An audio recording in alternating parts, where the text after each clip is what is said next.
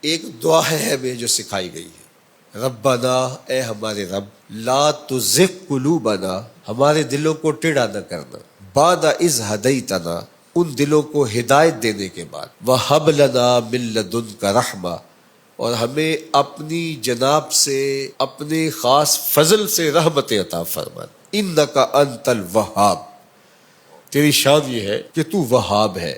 وہاب کا کیا معنی؟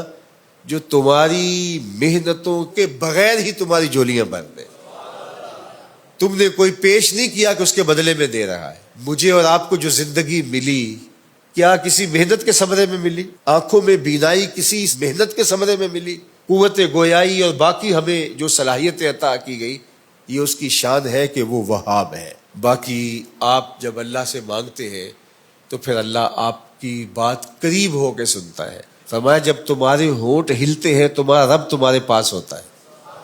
اللہ اکبر۔ تو اپنے ہاتھ پھیلا کے اس کے حضور زاری کریں، التجا کریں، دعا میں سجا نہ ہو کہ آپ لفظ ملاتے رہیں، اسی کی کوشش میں لگے رہیں تاکہ آپ کی توجہ بٹ جائے، لفظوں کو جوڑ دیں۔ جس طرح میں نے کہا کہ حضور کی خدمت میں جا رہے ہیں تو وہاں تو آپ ٹوٹے ٹوٹے لفظوں سے بھی سلام پیش کر دیں گے تو اس کیفیت کے اندر وہ بھی قبول ہوگا۔ وہاں شکستگی بھی قابل قبول ہے۔ وہ سید سلیم گیلانی نے حضور کی بارگاہ میں ایک سلام کہا ہے، تو ذرا ان کا انداز دیکھیے۔ شاہ عجز و نیاز گدایاں قبول ہو، شاہ عجز و نیاز گدایاں قبول ہو، آقا سلام حلقہ بگوشاں قبول ہو۔ اب ذرا دیکھیے وہ کیفیت جو میں نے عرض کی، لفظ ساتھ چھوڑ گئے گنگ ہو گئے، لفظ ساتھ چھوڑ گئے گنگ ہو گئے، بے ربطی نوائے پریشاں قبول ہو، بے ربطی نوائے پریشاں قبول ہو، ساری دعائیں سیل تجلا میں بہہ گئیں، ایک اشک لرزاں ہے سر مژگاں قبول ہو۔ تو دعا کے اندر وہ شکستہ لفظ بھی اس کو قبول ہے۔ تو بعض اوقات لفظ ترتیب پاتے ہیں، بعض کا ٹوٹے ٹوٹے لفظ ہوتے ہیں، بعض کا انسان ہاتھ پھیلاتا ہے اور اس کو لفظ بھی نہیں مل رہے ہوتے۔ میں ہاتھ پھیلاؤں مانگوں تو کیا مانگوں، میں تو لفظ بھی گنگ ہو گئے۔ تو وہ بند لبوں کی بولیاں بھی سنتا ہے، وہ تمہارے لہجے کو جانتا ہے۔ خلوص سے پیش ہونا ہے، اس کے حضور عاجزی سے پیش ہونا ہے۔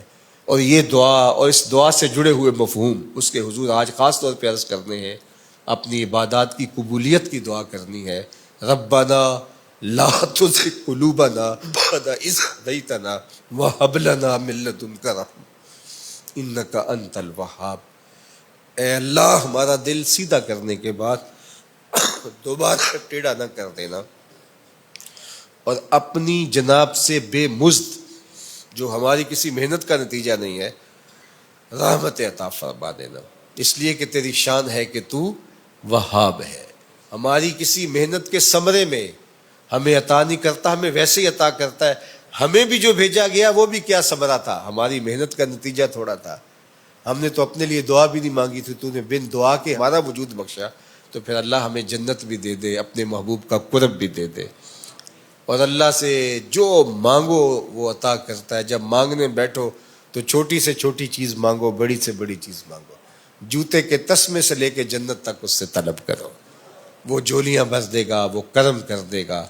اللہ اکبر۔ حضرت علی کی ایک دعا ہے کہ یا سری الرضا اغفر لمن لا یملک الا الدعاء۔ کیا خوبصورت دعا ہے، ذرا اس کا ترجمہ سنیے۔ اے جلدی مان جانے والے، جلدی راضی ہو جانے والے۔